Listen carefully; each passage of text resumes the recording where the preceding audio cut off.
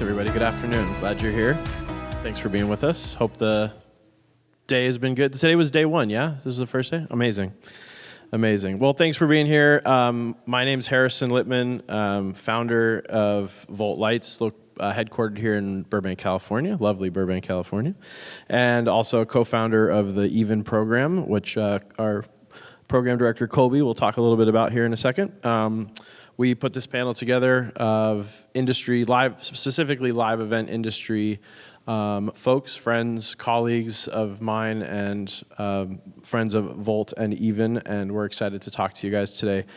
A little bit about really the purpose today, I think, or the goal today is to talk about how educators and industry professionals can better align efforts to prepare students for careers in live events, and that's really what we're going to speak about today. So I think if it's all right with everybody here, I'll let everybody go through and introduce themselves real quick, and we'll start with Miles. Good afternoon. I'm Miles.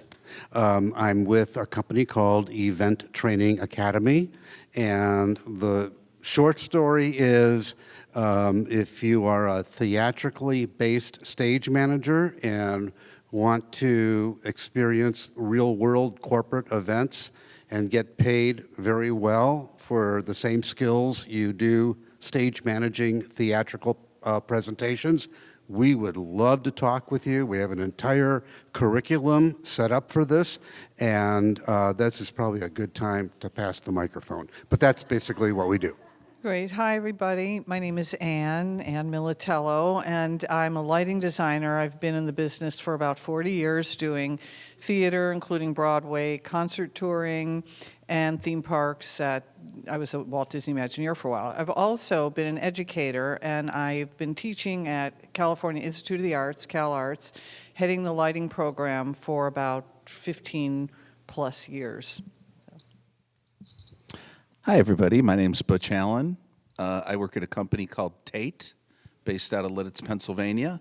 But prior to my career starting there 3 years ago, I spent from the time I was 19 till the time I was 61 working either as a freelancer or running my own company as a designer. And I have benefited greatly from the educational experiences I've had in my life. So it's a real pleasure to be here. Good afternoon, everyone. My name is Cameron Perrott. I am the Assistant Technical Director at the Hollywood Bowl, working with the LA Philharmonic. Been there and at our 4 venues for 6 years, but I am also a student of Ann's over at CalArts, graduated in 2017. But I have touched concert touring, fashion, corporate, live events, you name it, and now my full-time gig is over at the Hollywood Bowl, so come by this summer. Hi, I'm Zach Matthews. I'm the Director of Operations for Volt Lights, just a couple minutes up the road. Been in LA like 9 years. I've run everything from Broadway, concerts, touring, fashion, film. This industry really rewards you if you just keep saying yes and showing up on time to things. Been working with the Volt team since 2020, and we're really happy to be a part of this. Hi, everyone. I'm Casey Sandino, and I'm a producer over at Volt. This is actually my 3rd AME and second panel here at AME, so glad to be back and good to see some familiar faces in the audience. Like I said, I am a producer at Volt, so what do? I help bring our clients' visions to life, and those visions get delivered to us in sometimes a napkin sketch or a 3D render, and my job is to work with our team to figure out how to bring that to life. I work on figuring out how the creative, the logistics, and the financials all align and how they get on target, and I basically manage expectations. So yeah, that's a little bit about me. Okay.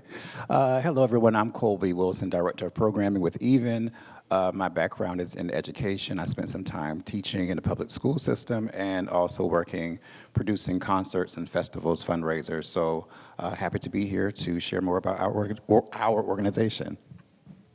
Thanks, everybody. Again, welcome. So we're going to start today, and we're going to kind of jump around a little bit, but kind of want to start by talking a little bit about hard skills, soft skills, and kind of how those relate to our industry specifically. So I'm going to throw a few questions out, and we'll kind of let everybody have a bite at the apple here. So some things to think about. What hard skills are lacking in new hires today? Are soft skills, communication, punctuality, self-awareness equally valued? Question mark.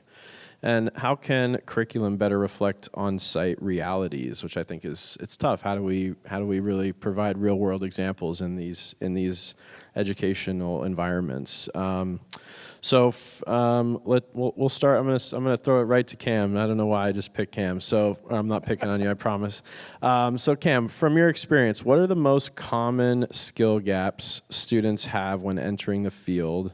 And what hands-on or experiential learning opportunities are most valuable during education, do you think? And I can repeat the question if we need to. It's a big one. Yeah, it's a big one. threw at me. Two questions.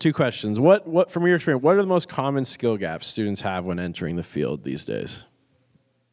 Skill gaps that I can notice in new graduates would be, one of the largest is troubleshooting, I think. I started as a stagehand electrician before I moved up the ranks, but it's just really hard to teach troubleshooting in the classroom because it is a hands-on skill once you get on site and you got to solve problems. But the nice thing is you do have a teamwork of people working with you to learn off of. So I'll go back to like one of the first classes at Cal Arts I had. Our master electrician there actually had us take apart a Source 4 completely and then rebuild it, like down to the last bolt and rebuild it. And I still value that lesson every day. So that was one of the big things, is try to get as much technology into the classroom and hands-on for the students, and then they'll flourish from there. It's great. No, thank you. That's awesome. And I think really the real world experiences are super valuable. And that's funny. I think that kind of segues nicely. How do we teach things like problem solving, especially under pressure? It's so hard to replicate, right? So I think that's something that really specifically at Even we're really looking to do with our apprenticeship program. And so it's nice to get those students into that environment and really pressure test them. Casey, anything you'd like to add to in terms of some skill gaps that we're seeing or have seen? Yeah, luckily with Volt and working with Even a little bit, I get to meet a lot of fresh students out of high school and, in college. And it's amazing, the things that they know, mostly with YouTube now. YouTube wasn't really something I had when I was in high school. So they know how to program, some of them know how to use Vectorworks, but the hands-on experience is really what's lacking. And, everyone wants to be a lighting designer before they understand how the technology actually works, right? When I started off, I never thought I could even touch a console, right? I had to learn how the technology worked, how the data flowed, and why the fixtures do what they do. I remember one summer I spent building PAR 64s that my friend's brother bought. So we rebuilt those from scratch, and then I understood how an Edison connector worked and how a light bulb works, and just really getting the hands-on experience is what I see is kind of missing in this generation. Thank you. And being our educator here on the panel and working on the collegiate level specifically, and what hands-on or experiential learning opportunities do you think are most valuable these days with terms of during the education process? I think it's interesting because I think I get students that come in with all different levels of experience. People that come in with the mindset of, I want to do this, I'm going to do it, I'm going to learn what I need to learn, and I'm going to be successful, can do anything at all. And then you've got other students that are a bit shy and withdrawn, and they're very insecure about maybe I can do this, maybe I can't. And it's hard sometimes. It's not so much what they're learning and how they're learning it. It's what their personal a confidence level is in getting into the business once they start learning about the business.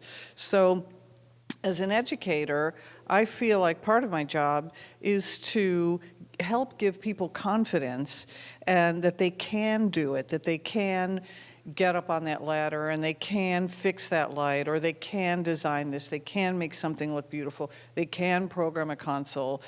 Because if they've got the will to do it and the confidence to do it, then they've got everything because they'll learn everything. But it's the ones that'll, it's hard because, if you're an educator, you know that there are some students that will just sit back and they don't want to be called on. They don't, they don't want to volunteer for anything. And I try to emphasize that, if you put yourself out there and you volunteer, and you want to have that drive to really be in this, you can do anything, and let's learn it and let's teach it. But I think that that coming in now, because of the pandemic and so much time spent on Zoom and not with each other, to have the people skills again, to come together and to relate to each other and to work as teamwork and to be engaged is the biggest challenge that I see. Yeah. So. Amazing. Butch, how do we teach things like problem solving? You're such a problem solver. That's literally, he's made a career out of problem solving. How do we teach things like problem solving, especially under pressure? So hard to replicate in a classroom environment. Maybe we need to rethink the classroom environment a little bit. Amen. And change it into more of a practical experience where you're constantly failing up, right? Every day it's just another, oh man, this cable doesn't work. How do I check a cable? And I mean, there's the history of everything we do to learn. There's all the techniques. There's all the paperwork flows to learn. But regardless of if you're a designer, a technician, a financial person, because there's tons of room for people who love a spreadsheet in this industry. You got to be hands-on all the time, and that's the only way to overcome the learning how to solve a challenge, because at the end of the day, people want us to provide solutions. Yeah. Amen. Amen. Miles, what do you think? What do you think we can do to provide some more hands-on or experiential learning? I know the group you've put together is kind of focused on that. Yeah, I mean, really, nothing happens without mentorship. That's probably the main thing. And I mean, yeah, I'm here with ETA, and one of the things we do is failing upwards is probably one of the most important things you can do. And what makes it work is, I mean, we offer more than a course. We are behind you 100%. So if you're on a gig, you could literally call any one of the four of us at any time and say, this just came up, what the hell do I do? And well, think about it. What's in front of you right now? What needs to be solved? So it's all about support, which supports what you're talking about, because now that shy student, they have a backup. They have a net. They have a place they can go to and say, what do I do now? I didn't have that 40 years ago. For me, it was all hit and miss, trial and error, and I walked back to my hotel room many times thinking, what the hell is going to happen tomorrow morning at 9 o'clock when 1,500 sales executives walk into the room? Yeah, definitely. Zach, back to the skill gaps. What do you think we're missing, or what do you think we're seeing is missing as we see young people come and interview, first-time interview with us, whether they're apprentices or students or first-time employees? So a couple of things jump out. With the way that we orient our staffing plans is we're always looking for young people that we can shape and mold, because there's so many bad habits that are spread across our industry. We want to bring in young people that we can help shape and guide with good habits of how we like to see our work done, because then I'm not untraining bad habits to start over. I'm just starting from a blank slate, and we can build up. Showing up on time. You can't be in the room if you don't show up early. That is the first, second, and third thing. Is you got to be. You can't be in the room if you're not on time. We generally root that out fairly quickly, or we encourage how you can stay involved in this organization.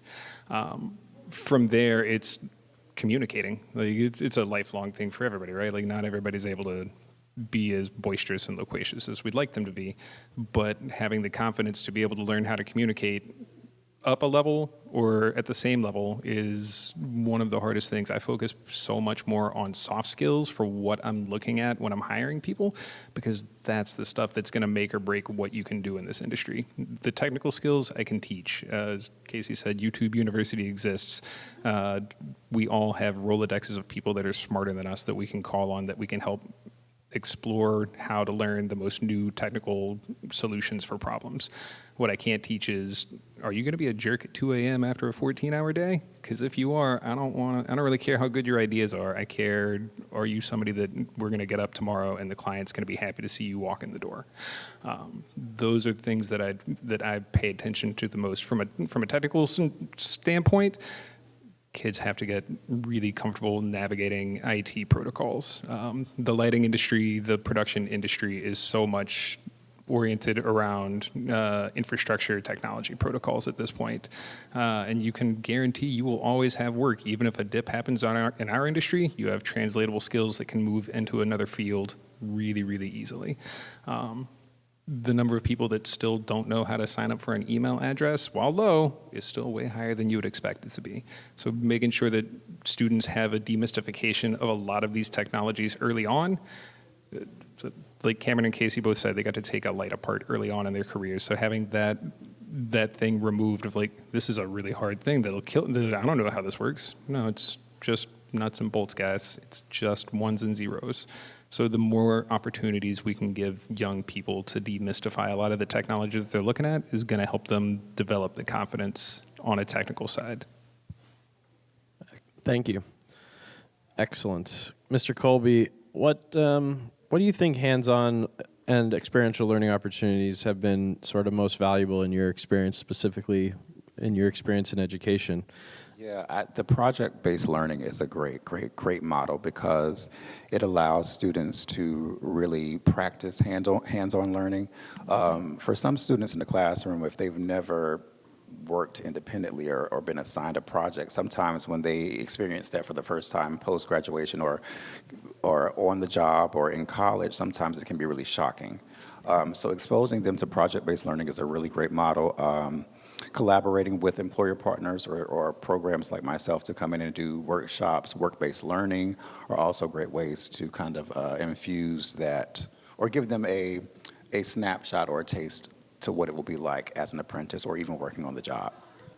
I think that's a great segue. Thank you. So yeah, we're going to talk a little bit about sort of the value of internships, site visits, mentorships, guest lectures, sort of that real world experience that all of us here today can bring and have brought and are actively participating in some way.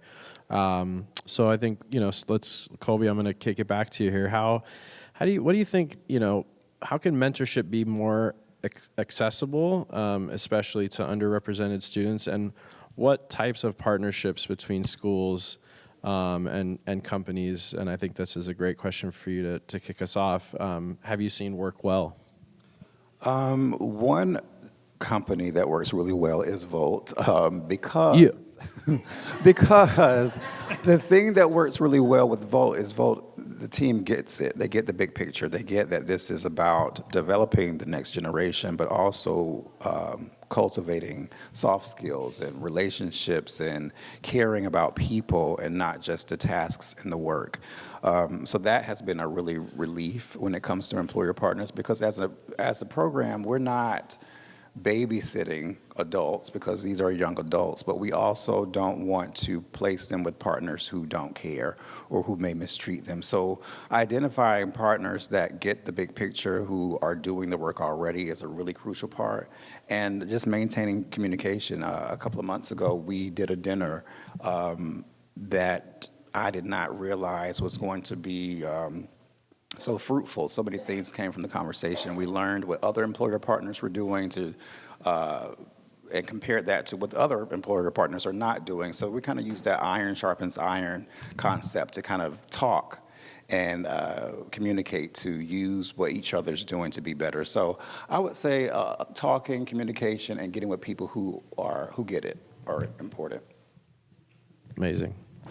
I couldn't agree more. Butch, talk to us a little bit about the partnership between education and specifically, I think, maybe your company, and how you guys have really developed and grown those relationships. Maybe a little bit about the conference as well that you guys do.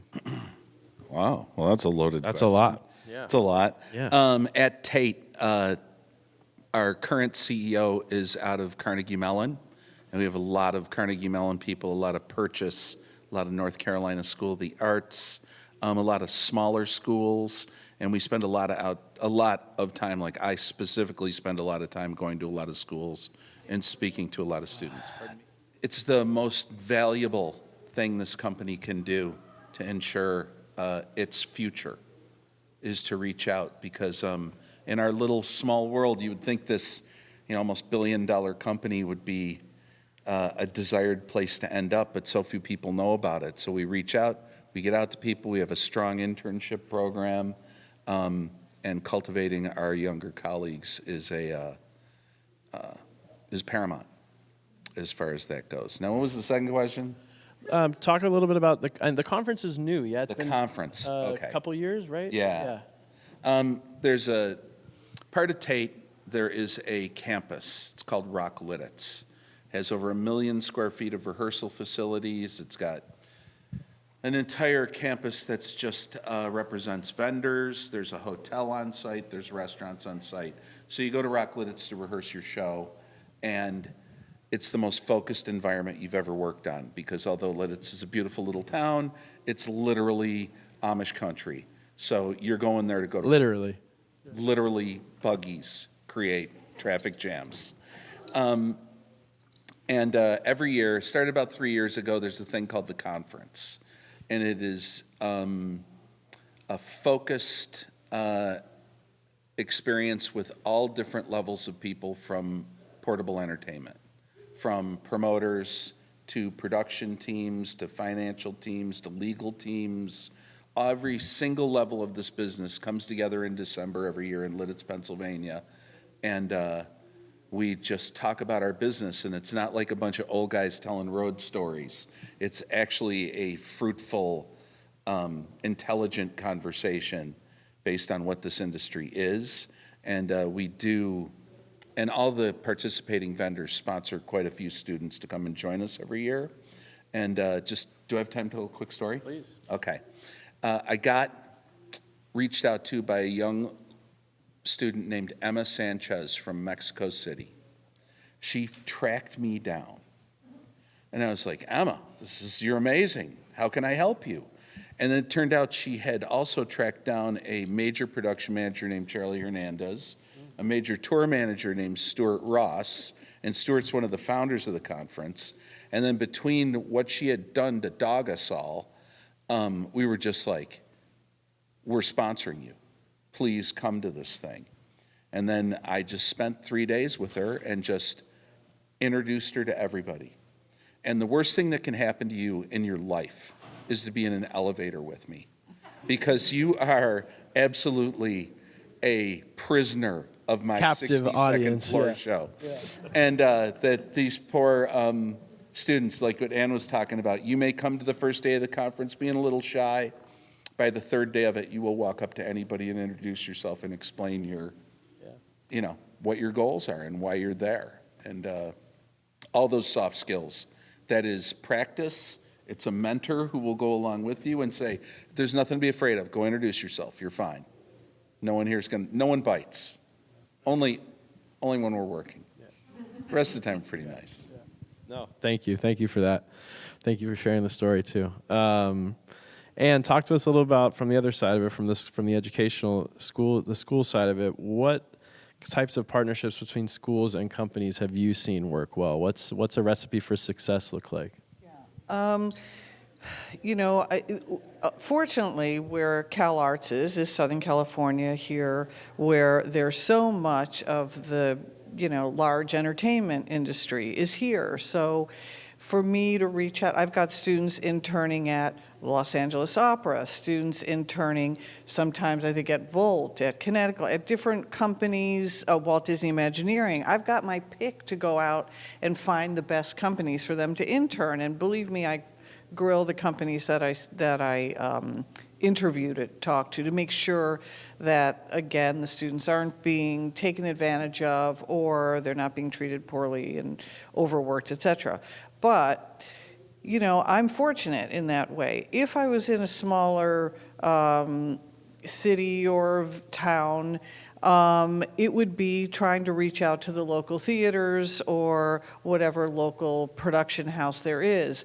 But because I've noticed an increase in the last 10 years where I now have as many, either 50% or more, female students that are interested in getting into this business. And this is new, you know, and it's great. It's wonderful. Fantastic. So I do have to have another sense up that in this industry that has been, you know, male-dominated for so long, that the young females are going to be treated with respect, because this is new. We're getting there. We're almost there. We're good. We're going there. But there was a little turning period, and I would imagine the whole country isn't there yet on it, but because LA's a big city, New York's a big city, things are a little bit, equality is coming a little quicker here, that there sometimes is, when I noticed at the beginning when I was placing female students, you know, they'd be getting, you know, somewhat harassed sometimes, and I had to pull people out or, you know, talk to presidents of companies, say, do you know how your people are treating these students? Like, you have to be careful here. So I have to really be on top of it when I'm sending somebody out for an internship, just because I need to know at all times. And it doesn't matter the company, it's just I know that they've got good people and that they're really interested in having those students learn something and be part of it. And in many you know, in many circumstances, those students get hired in that same company right out of when they graduate because they've done well. So it's just important to find people that will be good role models and be generous with their time.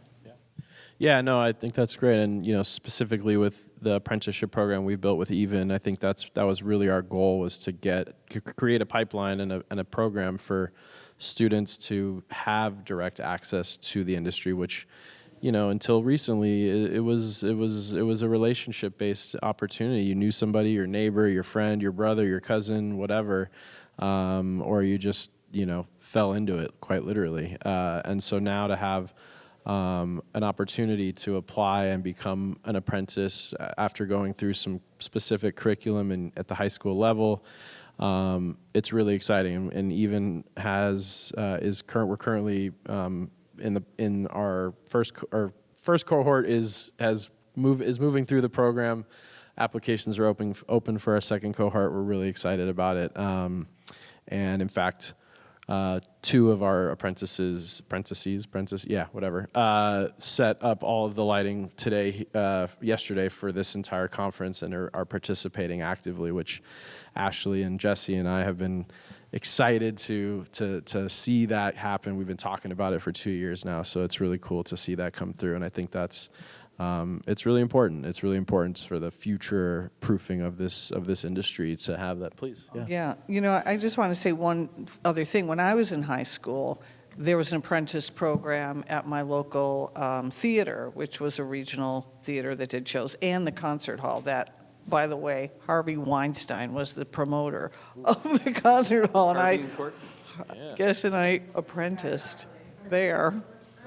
I wasn't mistreated, I have to say, but it was the most valuable thing to me. And once I walked into the theater and I was asked to help work and be part of a team and saw the magic there, I knew that's what I wanted for the rest of my life. That apprenticeship, those apprenticeships for me, turned the key. So I advise, you know, all teachers to try to find those opportunities at places for their students. Yeah. Something you wanted to add? All I was going to say was, for years, the live entertainment business was the island of misfit toys. If you didn't fit anywhere, you fit here, as long as you could show up on time and not be a jerk. But as the industry has professionalized, I can say that You know, this is a career, and it's a lucrative career. Yeah. And I can also say that I firmly believe that this is a career that is not going to get AI'd.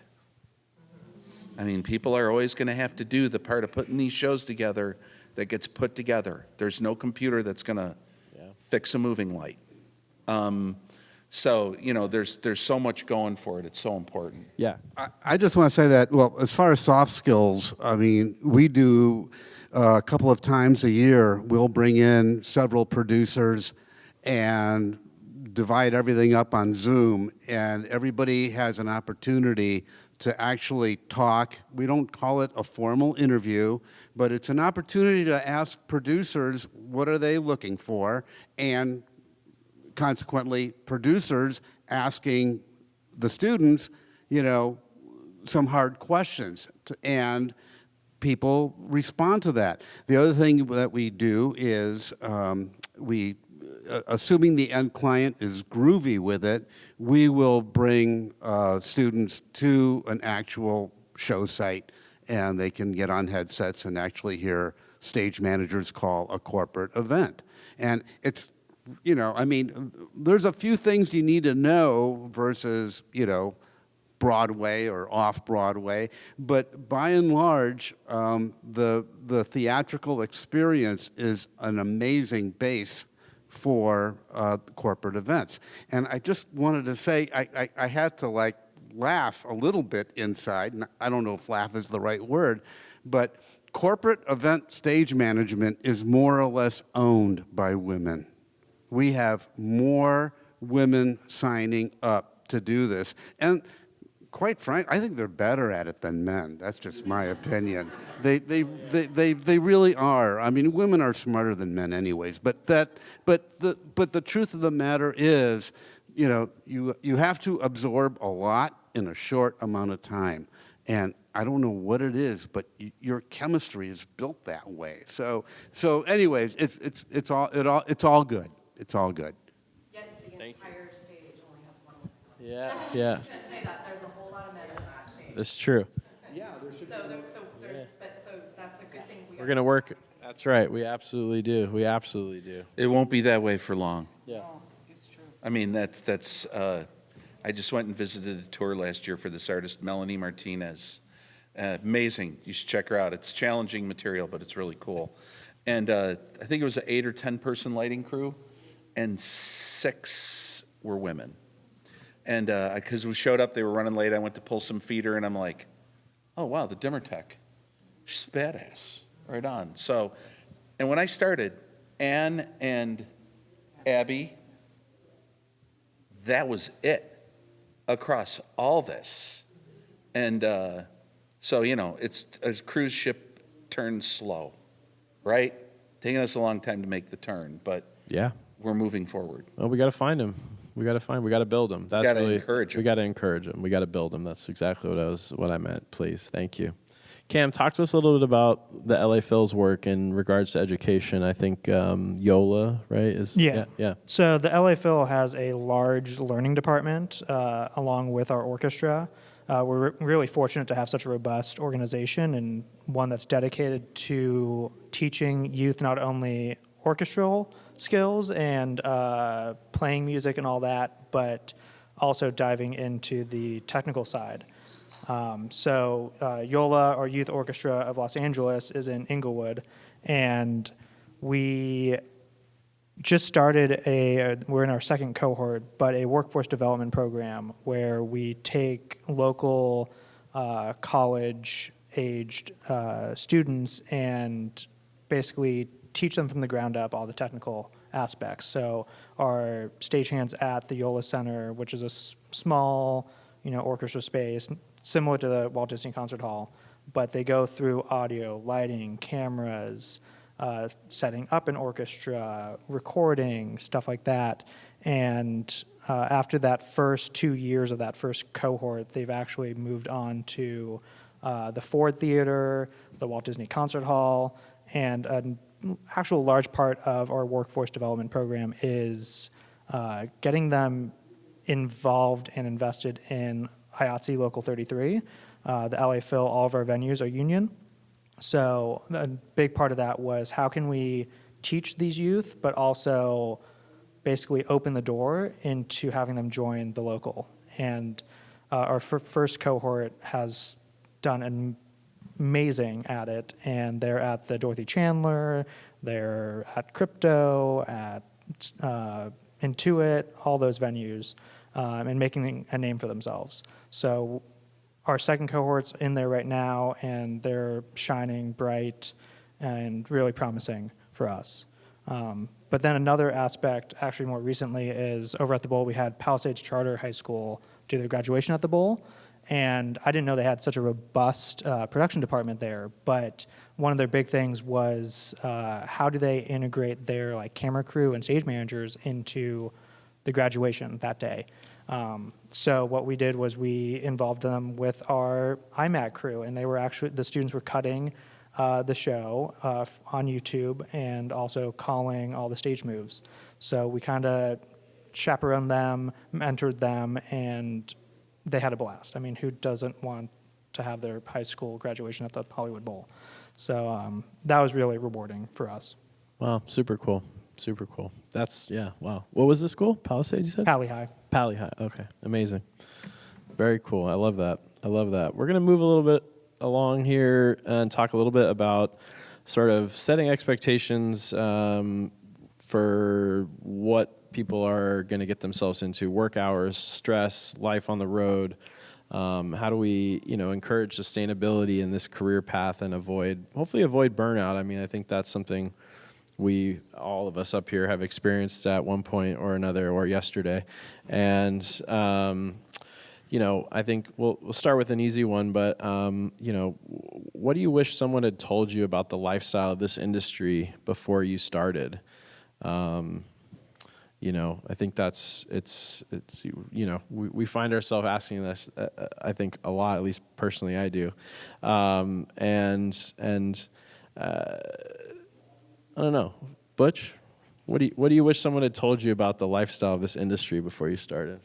How fast it's going to go by, and a little bit of financial training. And I think that, that's really the two biggest things. Other than that, this is so much fun. I can never think of not spending my life doing what I loved. So lucky. Yeah, I mean, I say that every day. It beats working for a living, and I think it's hard. The burnout part. We're having so much fun doing the things that we're doing that it's hard to really control it. You just want to keep going. You get another opportunity, another gig, another show, a bigger show, a world tour of this or that. I'm going to go to this city or that city. I've never been there. I want to go to this country, and it's really hard. I don't have to do this job. I get to do this job. Yeah, it's great. Love that. Yeah. No, it's beautiful. If I can chime in, Please. Networking, because you might work with one group of people on one gig show, but then 3 months later you might see that same person on another thing, and another person 6 months later. I constantly see people from past shows coming through the Hollywood Bowl. So make a good impression for yourself, because you never know who you're going to see in the future. It's great. To piggyback off of that, the person that you're working side by side or that might be working for you today is probably going to be your boss down the line. So always keep that in your head. And it's golden rule stuff, right? Try and treat people the way that you want to be treated. I was fortunate. I grew up in the South. My grandmother kind of beat that over my head early on in life. But the number of people that I've seen that took the wrong approach, and suddenly the person that they were a jerk to yesterday said, I don't think I got room on the call for you today. It happens. Treat people the way you want to be treated, and it's going to pay dividends down the line. Yeah, attract more bees with honey. Yes. Yeah, I would say have an open mind and keep your eyes wide open. There's so much in this ecosystem of production. You may want to be doing lighting, but look at what the gaffers are doing or what the grips are doing. Have an understanding of why other departments are doing what they're doing and how that affects what you're doing. It's all one big puzzle that comes together. If you can do something and make someone else's life easier, it usually makes your life easier down the line as well. So we're all one big team, so always be kind to people. And everyone's there for the same outcome. Yeah, exactly. We all want to have a great show. To echo that, I would say collaborate and ask questions. You know, there may be something that you're interested in or an area, like Casey was saying, that you may not be your career pathway, but you're like, this is some alignment there. Explore it because you never know how those careers or relationships will intersect. I think for me, the biggest thing I wish somebody would have told me is when not to speak up, when not to interfere just because you have a good idea on how to solve a problem doesn't mean everyone wants to hear it, because if you're not in charge, sometimes the authority figure wants to be the person making the decision, even though their decision may be completely wrong, and you know how to do it better. But if you're starting out and you're young, sometimes you got to put your feelers out. They might not want to hear anything from you. They just want you to keep working. And so I would put my foot in my mouth a lot. It's like, well, we can just do this. And they're like, just calm down. Hello. Hello. Yes. Hello. There's a lot of different rules here, you know. Yeah, you have to read the room, and not every person that you work with is your friend. Because when you're young, you're like a puppy. You're like, yes, we'll get involved. Hey, you know, and then you don't realize sometimes, if you're naive, the competition of who wants to just, you know, get you, stab you in the back or whatever. And you have to always be friendly, always be happy, but you can't be too generous to everybody. You can't just give it all away. You have to know when to pull back. That's the thing, I think. Know to pull back. And financial advice, too. You know. Two things. Listen to everybody. I was at production control one day, and the captain, who's running 40 waiters setting up tables for the awards banquet that night, happened to come by production control. He happened to hear something I say, and he said, you know, all the waiters are going to come with their food from up left. You may want to have all your talent come from up right. I didn't know that, and nobody told me, but he was right. So listen to because you don't know where that piece of advice is going to come from. He sees a different presentation every other day in that ballroom. The second thing is develop very early on a sense of ethics. We all want to work for that big producer in the sky.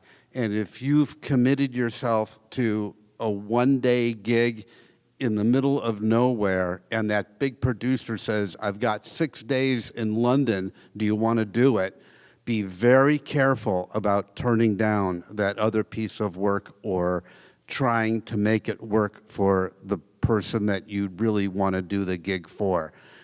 With few exceptions, it rarely works out. You need to be true to yourself, whatever that means to you, and stick with that, because you're going to meet these same people. It's a small world. You're going to meet them again, and you better have a good story if you make the wrong decision. Yeah, no, absolutely. Absolutely. Let's kind of wrap this section up with what do we think, you know, is a healthy way to help students think about boundaries and you know, kind of that work-life balance in this field being so demanding. How do we think about that? How do we help students think about that? Well, you know, one thing also, when we talked about the burnout and working lots of hours, there's another thing that's catching on since the pandemic is the mentality of, I have to take care of me too, because everybody was trying to be so preserving, not to lose their mind or not to get panic attacks. And, you know, like so many students had to start taking anti-anxiety drugs or drugs for depression during that time, because we are, you know, no matter what anyone says, the pandemic was a kind of a dividing line of the before times and the now times. And every young person went through that, you know. So it's now kind of adjusting to the world, because everybody's got PTSD, whether they know it or not. But so there's a lot of talk about self-help. In a lot of conferences like LDI, which is the Lighting Dimensions International Conference, now has a whole segment of lunchtime seminars on how to self-preserve, how to meditate, how to eat right, because you're on tour, or if you're working on a production, or even backstage somewhere, and the candy bowl is there, or you're like, I need sugar, I need to keep going. And there's now an awareness of young people on what they're eating, how much they're sleeping, as much as they can, because listen, we don't sleep very much in this industry, so you do everything else you can. Young people, I think, are more aware, and we just encourage them on, and the one thing that I tell people when they're entering the business, I ask students, what makes you comfortable? What kind of light? Do you like being awake at night? Do you like being awake in the morning? So I could start gearing them to where they want to be in this business. They love this business, but they might want to be working at a theater doing the load-ins in the morning rather than being the designer at night, or the programmer that's programming all night or something. It's like, where do you fit in to your own rhythm because there's room for everything in this business. What makes you comfortable? You want your weekends off because you want a family? Then maybe you want to be in sales or etc. Or are you a gypsy that loves to be on the road, exciting, and then, the road is for you, etc. So there's a lot of self-preservation and what makes sense for certain people. Yeah, no, absolutely. I'm going to talk about Zach for a second, just because I think you touched on it so nicely, and thank you, is that, COVID was a big eye-opening experience for a lot of people, and, Zach is somebody that was very close to Volt for many years. Even before COVID, we'd known each other, Matt, my business partner, co-founder, and I, and, we were looking for somebody who we didn't even know what we were looking for, and then we thought about Zach, and I think what we were really looking for was somebody who had the experience of running a space, running a theater, several types of theaters, and really taking care of the house, as we call it, or the venue. And when we thought about our organization as a venue, it made a lot of sense to bring somebody in who had that experience and who did it at such a high level in such a thoughtful way. And it just so happened that COVID gave Zach and his family a time to think about what their future looked like, and it was just so kismet and so timely.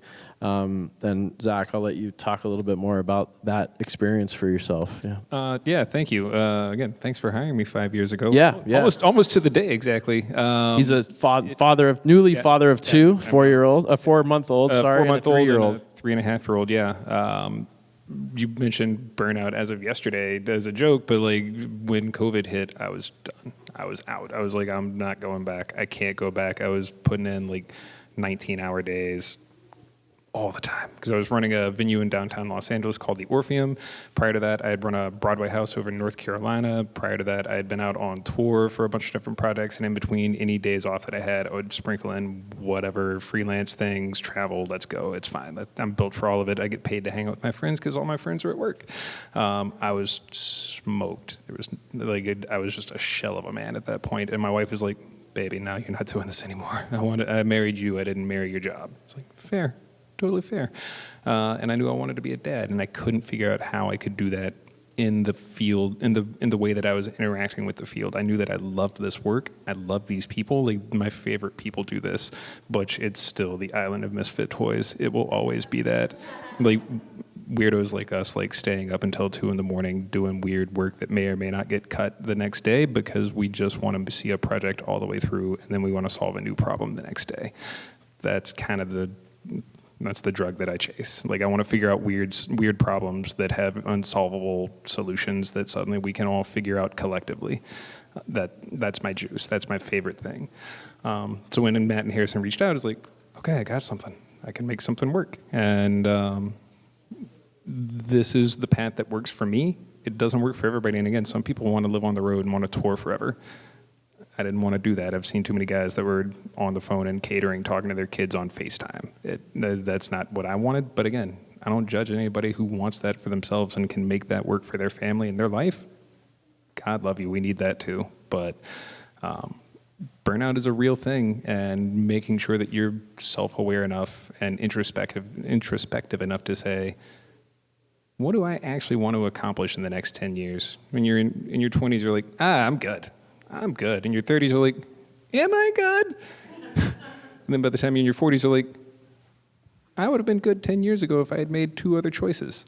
I got lucky, and I got to make some different choices that worked for me that allow me to still hang out with my favorite people and do my favorite things. Thank you. We want to keep a little bit of time for Q&A, but we're going to do a quick lightning round here real quick, a quick answer from everybody.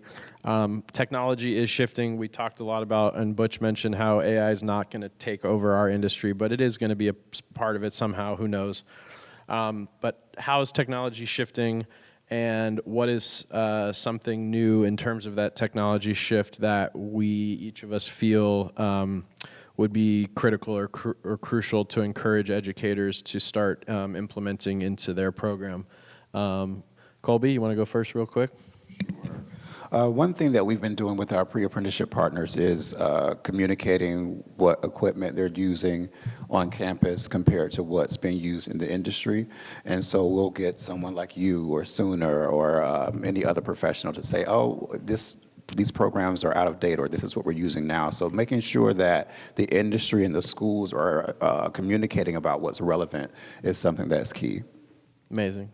Casey? Yeah, I would say knowing how to write an email. A lot of the time, with technology changing, most of our communication is through email, and an email can be a first impression, and a lot of people don't know how to do it properly. Also, like G Suite and Google Sheets, understanding how Sheets work, putting the information there, being able to collaborate with others.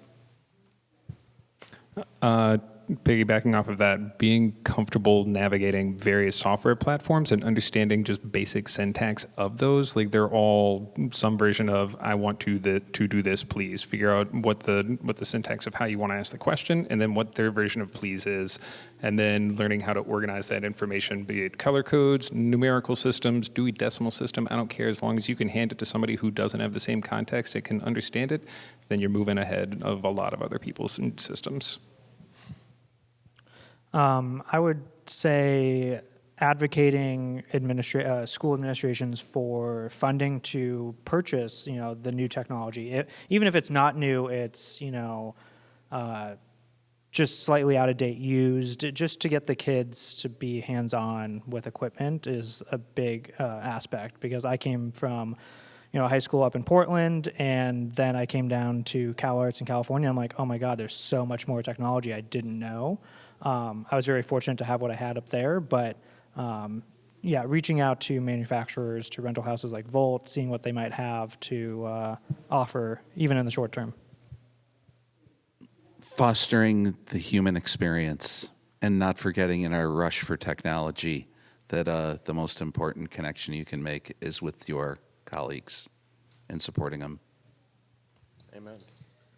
I have to say, as we all know, we're all well aware, if you're an educator, arts budgets are being slashed, cut, and burned. Programs, performance programs, art programs, theater programs are being cut and eliminated, and budgets are small. So in our quest to get the best technology and the best software and the best computers, guess what? We can't. My budget is being completely slashed next year, so I can't afford the latest visualization programs. There's no way they're going to buy software. I can't even replace computers now. This is across the board, everybody, except for a couple of exceptions, and we all know it. And high school programs are being cut. They want to cut all the arts out of high schools. So what I tell students is, YouTube is amazing. There's a lot of free student software with a lot of these programs that you can get a trial software program, and you can go, and God bless the people that are doing YouTube demos for free and YouTube things. But also in terms of equipment, if you've got a local shop that you'll say, hey, can we borrow something even for a couple of months or a week, or can we bring our students over to have you show us what the technology is, to keep them connected to that somehow, and they'll get hands-on because they're, the ambitious students will make those connections with the human connection. But it is a problem right now. We are facing serious issues with funding for what we do. It's daunting. Don't even try to compete with it because you're never going to be able to afford the latest, the greatest, the newest, the whatever. The cool part about corporate presentations is those corporations are paying for the latest lighting consoles, the latest sound gear, the latest video, fill in the blank, blah, blah, blah, so that theater can take advantage of it. And that has always been true. The most important thing you can convey to students is a mindset. Just know that when you're out there in the real world, no two entities are going to present the same thing the same way. And just be open to it, because you're going to learn a whole lot of stuff by not saying, well, this is how we did it in high school. It's not going to go very far that way. Thank you. Thanks, everybody.